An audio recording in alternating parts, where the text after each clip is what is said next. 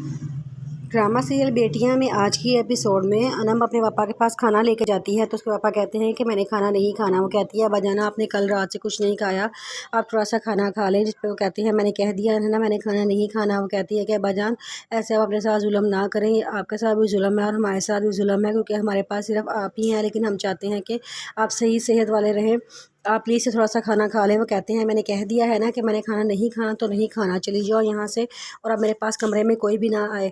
अनम कहती है पापा थोड़ा सा। वो कहते हैं कि नहीं मैंने कह दिया ना नहीं, और जाते हो जो दरवाज़ा बंद करके जाना और कुछ सबको मना कर दो कि मेरे कमरे में कोई भी ना आए।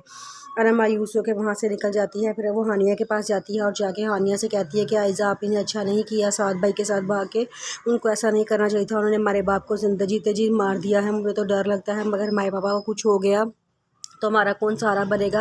हमारे पापा ने हमेशा हमें इतनी प्यार मोहब्बत से हमें पाला है और आयज़ा आप ही ने अब उनके साथ ये किया है, कितनी गलत बात है। हानिया कहती है कि इतना परेशान होने वाली नहीं बात है, मैं जाती हूँ, मैं बाबा जान से जाके बात करती हूँ, बाबा जान को थोड़ा सा मनाती हूँ, उनसे कहती हूँ कि खाना खा लें और पुलिस में कोई रिपोर्ट दर्ज करवाएं ताकि आयज़ा आप ही मिल जाए। हो सकता है जैसा हम सोच रहे हों वैसा कुछ ना हो। अनम कहती है कि हमारे सोचने से क्या होता है, जो हो चुका है वो तो हो चुका है ना, हमारे पापा की इज़्ज़त तो खाक में मिल चुकी है। आयज़ा आपने इतना बड़ा कदम उठा लिया है, उनको हमारे पापा की इज़्ज़त के बारे में थोड़ा सा सोचना चाहिए था। अगर वो किसी को पसंद करती थी तो पापा से अपनी पसंद का इजहार कर सकती थी, लेकिन उन्होंने नहीं किया और गलत काम किया है, वो भाग गई हैं।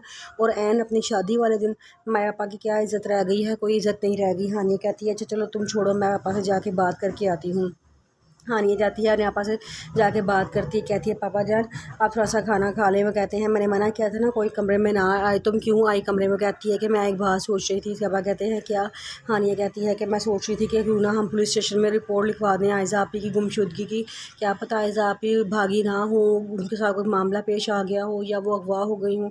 जिससे उसके पापा कहते हैं बेटा रिपोर्ट दर्ज करवाई जाती है गुमशुदगी की या अगवा की, भागे जाने की रिपोर्ट दर्ज नहीं करवाई जाती।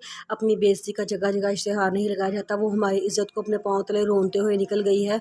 मैंने सारी ज़िंदगी तुम बेटियों को इतनी मोहब्बत दिया जिसका सारा ख़ानदान गवाह है, इतनी उनको इज़्ज़त दी है, माँ बन के और भी उनको पाला है, लेकिन उसने मेरे साथ ये किया है।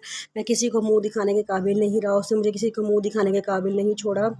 आयज़ा ने मेरे साथ बहुत गलत किया है, मेरा अब बेटियों पर से एतबार उठ गया है, उसकी वजह से तुम सब मेरी नज़र में मशकूक हो गई हो। जिस पे वो कहती हैं कि पापा आयज़ा आप ही से जो गलती हुई है उन गलती की वजह से आप हमें तो कसूरवार ना ठहराएं, हम तो वैसी कोई बिल्कुल भी नहीं है। तो पापा कहते हैं ऐसे तो आयज़ा भी नहीं थी, लेकिन एकदम ऐसा हो गया है ना, मेरी आंखों में धूल झोंक के निकल गई किसी के साथ। हानिया कहती है लेकिन मैं फिर भी पापा यही कहूँगी कि हो सकता है कोई हादसा पेश आया हो, हानिया आप ही ना भागी हो।